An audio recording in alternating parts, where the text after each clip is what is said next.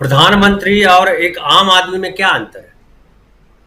प्रधानमंत्री के पास सूचनाएं हैं, वो आधिकारिक व्यक्ति है और देश में जो वो बोल रहा है, दुनिया में जो बोल रहा है, उसकी कीमत है। वो हर जगह छपेगा। मैं झूठ बोल दूं तो 5 आदमी के बाद वो छठे आदमी के पास नहीं पहुंचेगा। लेकिन जब किसी देश का प्रधानमंत्री झूठ बोलेगा तो दुनिया में पहुंचेगा। अब वो जो जो बोल करके अमेरिका में आए, जो यहाँ बोल रहे हैं, आज मैं उनका भाषण सुन रहा था, वो बता रहे थे अमेरिका में देखिए क्या बोल के आए कि हर सप्ताह एक यूनिवर्सिटी खुल रही है। उस हिसाब से तो मुझे लगता है 400-500 यूनिवर्सिटी यहाँ खुल चुकी होगी। तो इतनी यूनिवर्सिटी अगर खुल गई तो फिर तो दुनिया भर के बच्चे यहाँ पढ़ने आ रहे होंगे। अभी मैं बिहार का देख रहा था कि हमारे बिहार में कितनी यूनिवर्सिटी है, तो मैं वहाँ देखा कि 22 यूनिवर्सिटी की बात हो रही है। 22 यूनिवर्सिटी। तो बताइए 9 साल में, बाकी यूनिवर्सिटी तो पहले से थी। गया यूनिवर्सिटी थी, मगध विश्वविद्यालय जिसको कहते थे गया में, उसको तोड़ के 2 यूनिवर्सिटी बना दी। एक और यूनिवर्सिटी को तोड़ करके 2 यूनिवर्सिटी बनाएगी। कुछ नए प्राइवेट यूनिवर्सिटी बनी है। तो कुल मिला दीजिए तो 20-22 यूनिवर्सिटी है। तो मोदी जी जो यूनिवर्सिटी बनाए वो कहाँ चली गई? तो इस तरह के झूठ। फिर एक मैं देख रहा था कि वो जो भोपाल में जो सभा कर रहे थे, उसमें उनके कार्यकर्ता सवाल कर रहे थे। सवाल से उनको परहेज नहीं है। कार्यकर्ता सवाल करते हैं तो उनका जवाब देते हैं। वो जवाब दे रहे थे और उन्होंने कहा, पूछा कि प्रधानमंत्री जी हम अपने बूथ पे लोगों को कैसे समझाएं महंगाई को लेकर के। तो कहा कि जो है पाकिस्तान में देखिए महंगाई कितना ज़्यादा है, बांग्लादेश में महंगाई कितनी ज़्यादा है, श्रीलंका में कितनी महंगाई कितनी ज़्यादा है, भारत में तो उस तुलना में कुछ नहीं है। अमेरिका का जिक्र नहीं किया उन्होंने। अमेरिका का भी जिक्र करते नहीं किया। फिर उनसे कहा, एक ने पूछा कि फिर उन्होंने एक और बतलाया कि आप देख लीजिए, आप उदाहरण के तौर पे लीजिए कि पहले जो इंटरनेट भराते थे आप, तो कितना महंगा था। 250 रुपए का 1 GB इंटरनेट आता था। एक आदमी कम से कम जो है 20 GB इस्तेमाल करता था। तो 20 GB 250, सोच लीजिए 5000 रुपए। अभी आपको 250 में मिल रहा है 30 GB या 20 GB। बताइए कितनी बचत हो गई। अब इस तरह से बचत गिनवा रहे थे। बताइए भारत का प्रधानमंत्री इस तरह से बचत गिनवाएगा? और वो गिना रहे थे क्या? कह रहे थे कि ये चोर लुटेरे। अरे भाई, चोर लुटेरे हैं तो आपके हाथ में सत्ता, उनको बंद क्यों नहीं किया? चोर लुटेरे सड़क पे क्यों घूम रहे हैं? और आप इस तरह की भाषा बोल रहे हैं, चोर लुटेरे। प्रधानमंत्री बोलेगा इस तरह की भाषा? और आप जो सवाल कर रहे हैं राजीव जी की, और कितना गिरेंगे, गिरने की सीमा है। और कहाँ आपको नई बात कोई कह रहे हैं क्या? हम लोग थक गए उनके बारे में बोल बोल करके।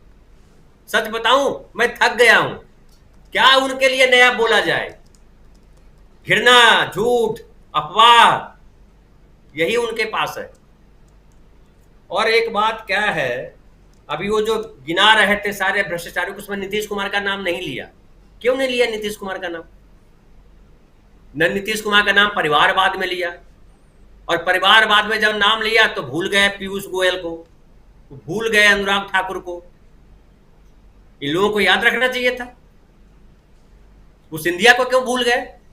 सिंधिया को लेकर के आए हैं अपने साथ। तो ऐसे अनगिनत लोग हैं। तो प्रधानमंत्री जो बोल रहे हैं, लगता नहीं कि प्रधानमंत्री बोल रहे हैं। और जिस तरह से अमेरिका के सामने जो हुआ है, जो पत्रकार क्या होता है? पत्रकार, हम आप कोई पत्रकार हैं तो पत्रकार का क्या सवाल वो व्यक्तिगत सवाल होता है?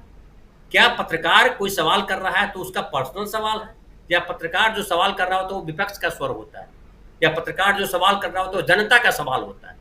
और जो सवाल कर रहा है नरेंद्र मोदी जी से थोड़े पूछ रहा है। नरेंद्र मोदी जी कल जो है हार जाएंगे 2024 के चुनाव में, घर बैठ जाएंगे, कौन पूछने जाएगा? आडवाणी जी का कोई इंटरव्यू करने जा रहा है क्या? प्रशांत भाई क्या आडवाणी जी का इंटरव्यू करने गए हैं? तो इंटरव्यू तो उसी का करेगा ना जो आधिकारिक व्यक्ति है। प्रधानमंत्री जी से सवाल नहीं करेगा तो किससे सवाल करेगा? तो प्रधानमंत्री जी को अगर बुरा लग रहा है कि सवाल कोई मुझसे न पूछे, तो इस्तीफा देकर के किसी मठ में चले जाए। मठ से कौन पूछेगा सवाल? कोई मठाधीश से सवाल नहीं कर रहा है।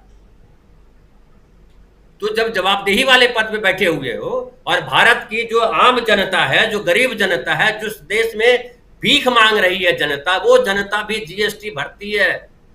उसके पैसे से हवाई जहाज पे घूमते हो, उसके पैसे से आप रैलियां कर रहे हो। रैली प्रधानमंत्री की है कि बीजेपी के किसी नेता की रैली है? कौन रैली कर रहा है? और आप प्रवचन दे रहे हैं। कौन सा मानदंड आपने छोड़ा है? एक मानदंड बताइए, क्या नैतिकता का मानदंड, क्या संवैधानिक मानदंड, क्या और दूसरे किस्म के मानदंड? और जो इनके लोग जो बोलने आते हैं बचाव में, चाहे निर्मला सीतारमण हो या नकवी साहब हो या अनुराग ठाकुर हो, जब प्रधानमंत्री का बोलने का कोई वजन नहीं है भाई, ये तो तुम्हारे बोलने का क्या वजन है? जरा समझाओ हमको, कौन तुमको वजन दे रहा है? स्मृति ईरानी बोल रही हैं, कौन वजन दे रहा है? आप इसलिए वजन आपको दे रहा है कोई मीडिया वाला। अब प्रधानमंत्री की वो पूरी सभा जो है लाइव चल रहे थे सारे चैनलों पे। आप क्या कर रहे हो? प्रधानमंत्री हो देश के, बीजेपी के प्रधानमंत्री नहीं हो। और आप जो है कह रहे हो कि सब उनके बेटे को बनाना है तो आप उनको वोट दीजिए। मोदी जी आपको तो बनाया था, आप तो किसी के बेटे नहीं थे। किनके बेटों को नौकरी दे दी? किनके बेटे को मंत्री बनाया आप? दो चार नाम लीजिए, आम आदमी के नाम गिनिए कि फलाना जो है हमारी तरह चाय बेचा करते थे, वहां से उनको उठाया और मंत्री बना दिया। अरुणाचल प्रदेश के जिस व्यक्ति को मंत्री बनाया आपने, किरण रिजिजू के, वो किसके बेटे हैं? क्या अरुणाचल प्रदेश है किसी सब्जी बेचने वाले का बेटा है वो? रविशंकर प्रसाद को आपने बनाया था कानून मंत्री, क्या वो किसी सब्जी बेचने वाले का बेटा था? स्मृति ईरानी क्या है? किसको आपने बनाया? अनुराग ठाकुर कौन है? पीयूष गोयल कौन है? ऐसे ढेर सारा नाम गिनते। तो आप जो बोलते हैं उस बात को पहले आप समझिए, क्या आप पे वो लागू है? जय शाह कौन है भाई? किस लिए उनको बीसीसीआई का चेयरमैन बनाया गया है? आप जो है हर जगह आप वही काम करते हो और दूसरी तरफ बोलते हो चोर लुटेरे। आपने क्यों नहीं बंद किया येदियुरप्पा जी को? महाराष्ट्र में जो सरकार चल रही है उसमें तो सब ईडी सीबीआई सब चोर थे आपकी नजर में, तो सारे चोरों के साथ सरकार चला रहे हो। किसको बोल रहे हो? किसको बेवकूफ बना रहे हो? क्यों इतना झूठ बोलते हो जो झूठ सरेआम पकड़ लिया जाए? अरे कम से कम इतना तो लिहाज करो कि इतिहास क्या करेगा आपके साथ। सवाल जो है अगर आज कोई नहीं पूछ रहा है और उन सवालों के जवाब आज आपके पास नहीं है, तो तय मानो इतिहास में आपकी तरफ से कोई लड़ने वाला व्यक्ति नहीं होगा। इतिहास में उनके साथ भी दिक्कत हो जाती है जो सवाल जिन्होंने दिए थे। आपने क्या किया? नेहरू को लेकर के, गांधी को लेकर के आपने इतना झूठ फैला दिया है कि उनके बारे में दुनिया भर का सच रखा हुआ, तो भी आधी जनता ये मान के चल रही है कि नेहरू जी ने क्यों ले लिया भारत रत्न पुरस्कार? क्या नेहरू जी ने खुद से भारत रत्न पुरस्कार ले लिया था? इस तरह का झूठ फैलाता है ये आदमी। और ये गांधी शांति पुरस्कार दिया है गीता प्रेस को, सावरकर गोली चलाओ पुरस्कार क्यों नहीं दिया था? गोडसे गोली चलाओ पुरस्कार देते या उनके नाम पे शांति पुरस्कार शुरू कर देते। गांधी शांति पुरस्कार क्यों दे रहे हैं गीता प्रेस को? किस अधिकार से दे रहे हैं आप? तो ये सारे सवाल मुझमें और प्रधानमंत्री में अंतर है कि नहीं है?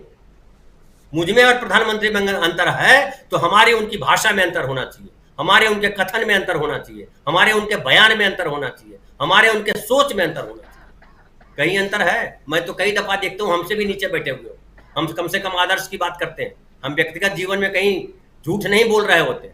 आप तो लगातार ही झूठ बोल रहे होते, अमेरिका में झूठ बोलते हो, हिंदुस्तान में झूठ बोलते हो, भोपाल में झूठ बोलते हो। मणिपुर जाकर के बोलो ना, क्यों नहीं गए मणिपुर?